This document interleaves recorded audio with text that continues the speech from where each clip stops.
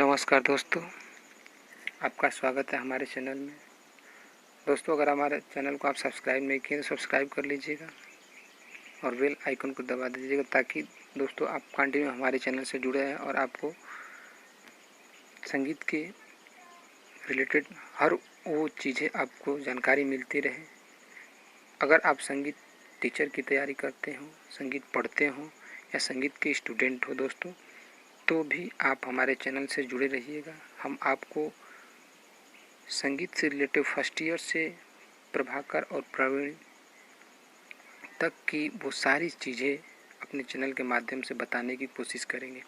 दोस्तों, अगले विषय में हमने आपको नाद को के बारे में बताया था कि नाद किसे कहते हैं और नाद की उत्पत्ति दोस्तों कहाँ से हुई है। दोस्तों, आज का विषय हमारा है श्रुति। श्रुति किसे कहते हैं और श्रुति की उत्पत्ति कहाँ से हुई है। दोस्तों, अगर हम ये कहें कि श्रुति किसे कहते हैं और श्रुति की उत्पत्ति कहाँ से हुई है, तो दोस्तों सबसे पहले आता है संगीत किसे कहते हैं, जो दोस्तों हमने आपको अगले वीडियो में बताया था। संगीत से उत्पत्ति जो होती है दोस्तों नाद से हुई है। और नाद किसे कहते हैं दोस्तों, ये भी हमने आपको बताया था अगले वीडियो में। नाद दोस्तों दो होते हैं, जिसे हम आहत नाद तथा अनाहत नाद कहते हैं। दोस्तों, संगीत की उत्पत्ति नाद से हुई है और नाद जो है दोस्तों दो माने गए हैं और पहला नाद दोस्तों जो है आहत नाद, दूसरा अनाहत नाद। तो दोस्तों अनाहत नाद का प्रयोग हम इस समय नहीं करते हैं। दोस्तों, आजकल जिस हम नाद की प्रयोग करते हैं वो है आहत नाद, यानी अनाहत नाद संगीत में लिए उपयोगी नहीं है। तो दोस्तों आहत नाद होता है और दोस्तों इस नाद की उत्पत्ति जो है श्रुति से होती है। तो दोस्तों आज का हमारा विषय यही है कि श्रुति किसे कहते हैं। तो दोस्तों कहा जाता है कि भारतीय संगीत का मूल आधार श्रुति को ही माना गया है। दोस्तों, भारतीय संगीत में श्रुति को ही संगीत का मूल आधार माना गया है। जैसे दोस्तों अगर हम ये कहें कि संगीत की उत्पत्ति नाद से हुई है और नाद की उत्पत्ति जो है दोस्तों श्रुति से हुई है। श्रुति जो है दोस्तों 22 होती हैं, आगे आपको हम बताएंगे। चलिए आइए थोड़ी चर्चा करते हैं कि श्रुति किसे कहते हैं। दोस्तों, वह छोटा से छोटा नाद जो संगीत उपयोगी हो और स्पष्ट रूप से अलग अलग पहचाना जा सके श्रुति कहलाता है। वह छोटा से छोटा नाद जो संगीत उपयोगी हो और स्पष्ट रूप से अलग अलग पहचाना जा सके दोस्तों वह श्रुति कहलाता है। अर्थात वह आवाज़ जो गीत में प्रयुक्त की जा सके और एक दूसरे से अलग एवं स्पष्ट पहचाना जा सके वह श्रुति कहलाती है। दोस्तों, वह आवाज़ जो गीत में प्रयुक्त की जा सके और एक दूसरे से अलग एवं स्पष्ट पहचाने जा सके वह दोस्तों क्या होता है, श्रुति कहलाती है। अर्थात विशेष प्रकार की ध्वनि जो सुनी जा सके वह श्रुति कहलाती है। अर्थात दोस्तों विशेष प्रकार की ध्वनि जो सुनी जा सके उसे हम दोस्तों श्रुति कहते हैं। विद्वानों ने श्रुति की परिभाषा यह भी दी है कि जो नाद एक दूसरे से पृथक एवं स्पष्ट पहचाना जा सके उसे श्रुति कहते हैं। दोस्तों, विद्वानों ने श्रुति की परिभाषा यह भी दी है कि एक नाद दूसरे से पृथक एवं स्पष्ट पहचाना जा सके उसे हम श्रुति कहते हैं। श्रुति सूक्ष्मतर ध्वनि है। दोस्तों, श्रुति क्या है, एक सूक्ष्मतर ध्वनि है। इसी श्रुति को पश्चात संगीत में माइक्रोटोन कहा जाता है। दोस्तों, श्रुति एक सूक्ष्मतर ध्वनि है और इसी श्रुति को पश्चात संगीत में दोस्तों माइक्रोटोन भी कहा जाता है। दोस्तों, श्रुति प्राचीन काल से शोध का विषय रहा है। दोस्तों, श्रुति जो है प्राचीन काल से शोध का विषय रहा है। अनेक विद्वान ने समय समय पर अपने अपने ढंग से श्रुति की व्याख्या की है। महर्षि भरत कृत्य नाट्य शास्त्र को आज संगीत का आधार ग्रंथ माना जाता है। दोस्तों, महर्षि भरत कृत्य नाट्य शास्त्र को आज संगीत का क्या हो, आधार ग्रंथ माना गया है। दोस्तों, ऋषि भरत ने अपने ग्रंथ में श्रुति की व्याख्या नहीं की है। ऋषि महर्षि ग्रंथ ने श्रुति की व्याख्या नहीं की है दोस्तों, अपितु सिर्फ यह कहा है कि 22 श्रुतियाँ होती हैं। भारत के पश्चात अनेक विद्वानों ने श्रुति की व्याख्या अपने अपने ढंग से की है। जैसे दोस्तों हर विद्वानों ने अपनी अपनी व्याख्या अलग अलग ढंग से की है। अपितु ये कहा जाए कि प्रथम आघात के अनुरण हुए बिना जो हास्यनाद उत्पन्न होता है उसे श्रुति कहा जाता है। दोस्तों प्रथम आघात से अनुरण हुए बिना जो हास्य हस्व नाद उत्पन्न होता है उसे श्रुति कहा जाता है। जैसे दत्तिल ने श्रुति की परिभाषा निम्न प्रकार से की है, अर्थात श्रुति विशेष प्रकार की ध्वनि है जो सुनी जा सकती है। दोस्तों श्रुति क्या है? एक विशेष प्रकार की ध्वनि है जो सुनी जा सकती है। श्रुति की परिभाषा यह विधि है कि जो नाद एक दूसरे से पृथक एवं अस्पष्ट पहचाना जा सके उसे श्रुति कहते हैं। दोस्तों श्रुति की परिभाषा यह भी दी है कि जो नाद एक दूसरे से पृथक एवं अस्पष्ट पहचाना जा सके उसे दोस्तों श्रुति कहते हैं। पहले एक सप्तक में ऐसा पृथक पृथक सुने जा सकने वाले नादों की संख्या 22 थी। दोस्तों पहले जो है ऐसे सुने जा सकने वाले नादों की संख्या 22 मानते हैं। हमारे हृदय स्थल में 22 नाड़ियां हैं, उनके सभी नाद अस्पष्ट सुने जा सकते हैं, अतः उन्हें होते हैं। दोस्तों हमारे संगीत शास्त्रकार प्राचीन समय में 22 नाद मानते चले आए हैं। दोस्तों हमारे संगीत शास्त्रकार प्राचीन काल से ही 22 नाद मानते चले आ रहे हैं। ये नाद क्रमशः एक दूसरे से ऊपर चढ़ते चले गए हैं। ये नाद दोस्तों क्रमशः एक दूसरे से जो है ऊपर चढ़ते चले गए हैं। अतः 22 श्रुतियों का गान करने में सर्वसाधारण को कठिन होती थी। दोस्तों 22 श्रुतियों को गाने में कठिनाई महसूस होती थी, अतः इन 22 श्रुतियों में से 12 स्वर चुनकर गान में प्रयुक्त किया जाने लगा। दोस्तों जो पहले 22 श्रुतियाँ माने गए हैं उन पे गाने में बहुत कठिनाइयाँ होती, जिसके कारण हमारे संगीतकार शास्त्रकार ने 22 श्रुतियों में से 12 स्वर चुनकर गान करने लगे, जिस पे हम आज गान करते हैं। परंतु दोस्तों केवल कोहल ने अपने ग्रंथ में कोहलम, जिसका नाम है दोस्तों, जिस ग्रंथ का नाम है कोहलम, उन्होंने 66 श्रुतियों की चर्चा की है। मंत्र, मध्य, तार, इन तीनों सप्तकों की श्रुतियों की कुल संख्या अगर दोस्तों जोड़ी जाए तो ये देखते हैं कि हम एक सप्तक में 22 श्रुतियाँ मानते हैं, तो दोस्तों 3 सप्तक माने जाते हैं, मंत्र, मध्य और तार। तो 22 × 3 = 66 होगा दोस्तों, इसलिए 66 श्रुतियाँ हो जाती हैं। 22 श्रुतियाँ एक दूसरे से क्रमिक ऊंची ध्वनि है, अर्थात दूसरी श्रुति की तारता पहली श्रुति की तारता से अधिक है, क्योंकि श्रुति एक दूसरे से ऊंची दुनिया है। क्यों है दोस्तों? क्योंकि श्रुति एक दूसरे से ऊंची दुनिया है। 22 श्रुतियाँ एक दूसरे से क्रमिक ऊंची ध्वनियों हैं, अर्थात दूसरी श्रुति की तारता पहली श्रुति की तारता से क्या होगी दोस्तों? अधिक होगी, क्योंकि श्रुतियाँ एक दूसरे से ऊंची ध्वनियाँ हैं। अतः विद्वानों ने हर ध्वनि श्रुति को अलग अलग नाम दिए दोस्तों, इसलिए विद्वानों ने श्रुति के अलग अलग नाम दिए। श्रुतियों को 22 ही मानी है, परंतु इनके नाम में अंतर पाया जाता है। भरत, नारद तथा दत्तिल के अनुसार श्रुतियों के नाम जो दोस्तों आगे हम आपको बता रहे हैं इस प्रकार हैं। इन तीनों के अनुसार दोस्तों नाम भी दिया है, जिसे आप नोट कर सकते हैं। भरत, दत्तिल व नारद के अनुसार 22 श्रुतियों के नाम। तो दोस्तों आइए हम आपको सबसे पहले भरत की जो श्रुतियों के नाम दिए हैं उनके बारे में बताएं। दोस्तों भरत ने 22 श्रुतियों का नाम क्या क्या माना है? पहला तिब्रा, कुमुदती, मंद्रा, छंदोवती, द्यावंती, रजनी, रत्तिका, क्रौंद्री, क्रोधा, वज्रिका, प्रसारणी, प्रीति, मार्जनी, क्षिति, रक्ता, संदीपनी, अलापनी, मंदंती, रोहिणी, रम्या, उग्रा और छोड़ी। दोस्तों ये था हमारा भरत मुनि ने जो श्रुतियों का नाम दिया है। दोस्तों आगे दत्तिल मुनि के बारे में हम आपको बता दें कि दत्तिल मुनि ने दोस्तों 22 श्रुतियों का क्या क्या नाम दिया है? नांदी, चलनिका, रस्सा, सुमुखी, चित्रा, विचित्रा, घना, मातंगी, सरसा, भृता, मधुकरी, मैत्री, शिवा, माधवी, बाला, सारंगरती, कला, कलखा, माला, विशाला, जया, अमातृति। दोस्तों ये हमारे दत्तिल मुनि ने माना है। अब दोस्तों नारद मुनि ने 22 श्रुतियों को क्या क्या नाम दिया है? सिद्रा, प्रभावती, कांता, सुप्रभा, शिखा, दीप्तिमती, उग्रा, हद्दी, निर्वड़ी, धीरा, सरफहरा, छांति, विभूति, मालिनी, चपला, बाला, सरवरंता, शांता, विकलनी, हृदयोमूलिनी, विसारणी व प्रसून्ना। दोस्तों ये हमारे तीनों ऋषियों ने अपने अपने अनुसार 22 श्रुतियों की रचना की और नाम दिया।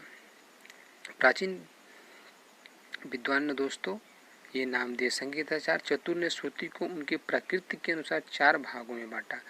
दोस्तों संगीताचार्य चतुर ने श्रुतियों को उनकी प्रकृति के अनुसार 4 भागों में बांटा। उनके उच्चारण उच्च तथा रुद्र ध्वनि को दोस्तों वातज कहा। गंभीर तथा ध्वनशील ध्वनि को पितज एवं मधुर तथा सुकुमार ध्वनि को कफज कहा। दोस्तों जो जातियों में बांटे गया संगीताचार्य चतुर ने श्रुतियों को उनकी आकृति के अनुसार 4 भागों में बांटा। उनके अनुसार उच्च तथा रुद्र ध्वनि को क्या कहा? वातज कहा। गंभीर तथा घनशील ध्वनि को पितज कहा एवं मधुर तथा सुकुमार ध्वनि को कफज कहा। चौथे भाग में इन तीनों को साधारणीकरण को सन्निपात कहा। रस तथा भाव के आधार पर 22 श्रुतियों को 5 जातियों में बांटा गया। दोस्तों रस तथा भाव के आधार पर 22 श्रुतियों को 5 भागों में बांटा गया, जो दीप्ता, आयता, करुणा, मृदु और मध्य कहलाए।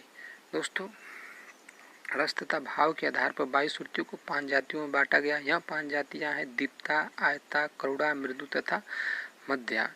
दोस्तों इनका श्रुति नाम भी है और रस भी है, जिसे हम आगे आपको चर्चा करेंगे। महर्षि मतंग के अनुसार श्रुति केवल एक है। इनके अनुसार ध्वनि के रूप कितने भी हो सकते हैं, परंतु वह नाद एक है जो संगीत की भाषा में श्रुति कहलाता है। दोस्तों नाद एक है जो संगीत की भाषा में श्रुति कहलाता है। जैसे धुआं चाहे कितना भी रंग बदले उनका नाम धुआं ही रहता है, वैसे ही ध्वनि है। दोस्तों अगर ये कहा जाए कि धुआं सफ़ेद कलर है तो हम सफ़ेद कलर तो उसको मानते हैं, लेकिन उसका नाम धुआं ही है। दोस्तों उसको हम अग्नि नहीं कह सकते हैं, उसको ईंट नहीं कह सकते हैं, उसको पत्थर नहीं कह सकते हैं। इसलिए दोस्तों जो है वो है। आगे दोस्तों विश्वासु के मत में श्रुति 2 है। पहली स्वर श्रुति तथा दूसरी अंतर श्रुति। एवं श्रुति का अर्थ है शुद्ध स्वर, अंतर श्रुति का अंतर है अंतर स्वर।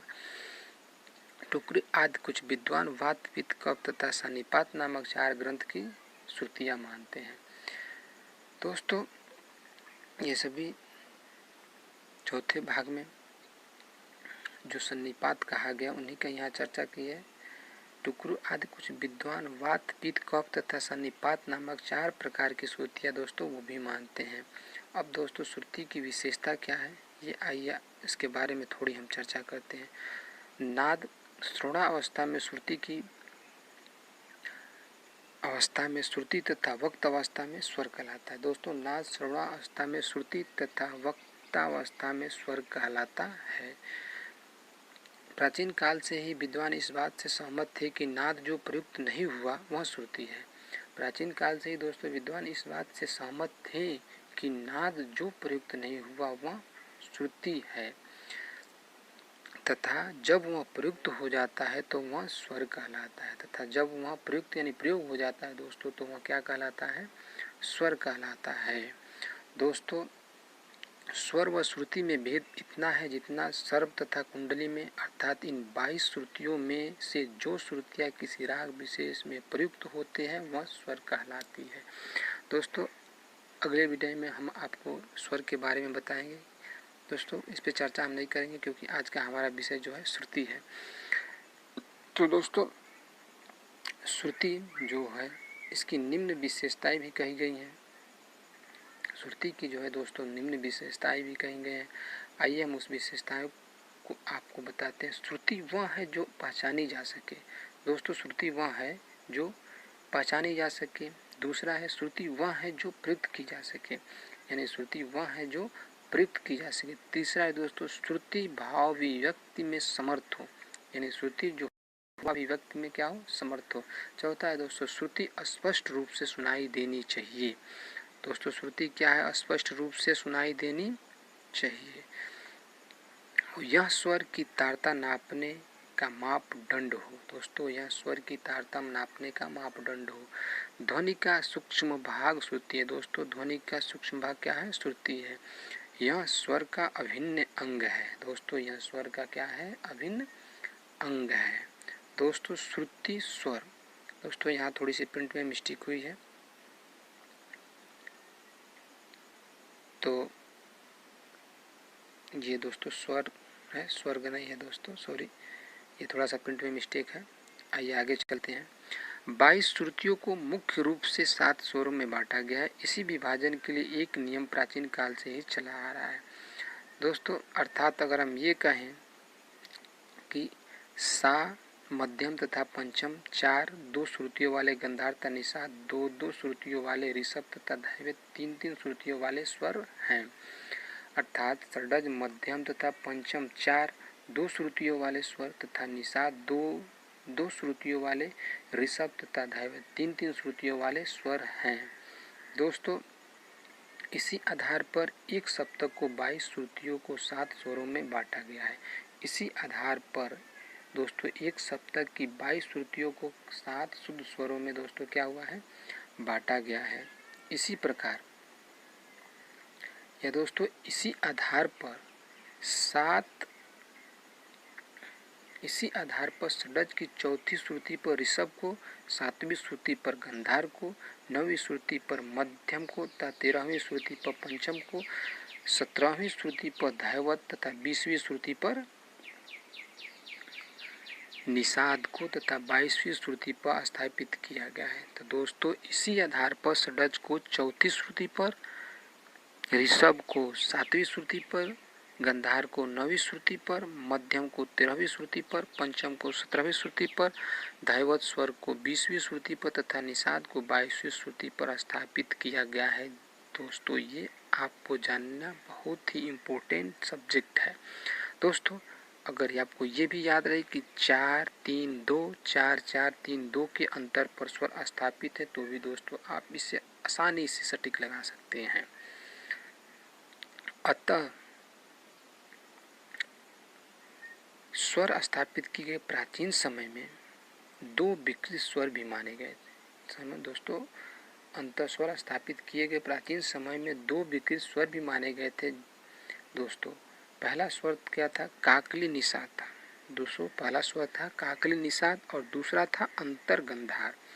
दोस्तों, काकली स्वर और अंतर गंधार ये 2 स्वर थे जो उस समय माने गए थे। इन दोनों स्वरों को क्रमशः दूसरी तथा 11वीं श्रुति पर स्थापित किया गया, जिनको दूसरी श्रुति तथा 11वीं श्रुति पर स्थापित किया गया था। अब दोस्तों प्रमाण श्रुति तथा श्रुति परिमाण, आइए इस पर थोड़ी चर्चा करते हैं हम।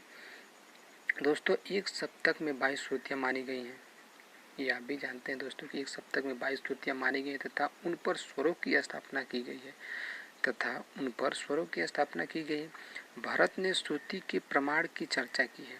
दोस्तों, भरत ने श्रुति के प्रमाण की चर्चा की है, अर्थात श्रुति कितनी बड़ी है। भरत ने प्रमाण श्रुति के विषय में कहा कि षड्ज ग्राम में पंचम स्वर 17वीं पर स्थापित है तथा मध्यम ग्राम में 16वीं पर है। दोस्तों, षड्ज ग्राम में पंचम स्वर 17वीं पर श्रुति पर है स्थापित है तथा मध्यम ग्राम में पंचम 16वीं श्रुति पर स्थापित है। अतः दोनों ग्रामों के पंचम स्वरों का अंतर दोस्तों क्या होगा? 1 होगा। ऐसे भी देखे जाए कि जो 17 पे और 16 -1 श्रुति का है, इन दोनों ध्वनियों में जो अंतर है वह श्रुति है, अर्थात प्रमाण श्रुति है। भरत महर्षि ने प्रमाण श्रुति के अतिरिक्त अन्य श्रुति की चर्चा नहीं की है। दोस्तों, महर्षि भरत ने प्रमाण श्रुति के अतिरिक्त अन्य श्रुतियों की चर्चा नहीं की है। इसने यह समस्या सामने आई कि क्या सभी 22 श्रुतियाँ समान है या नहीं। इसमें दोस्तों यह समस्या सामने आई थी कि क्या सभी 22 श्रुतियाँ समान है या नहीं। इस विषय पर कई विद्वानों ने अपने अपने विचार अपने अपने ढंग से सिद्ध किए। दोस्तों, तो इस विषय में विद्वानों ने अपने अपने विचार कर अपने अपने ढंग से सिद्ध किया है। तो दोस्तों, ये था हमारा श्रुति, जिसे श्रुति के बारे में हमने बताया है। दोस्तों, अगर हमारा वीडियो आपको अच्छा लगा हो एक बार ज़रूर लाइक और सब्सक्राइब कीजिएगा। आज का वीडियो में इतना ही। अगले वीडियो में दोस्तों हम आपको बताएंगे कि स्वर किसे कहते हैं और स्वर की उत्पत्ति कहाँ से हुई है। तो चलिए दोस्तों, नमस्कार।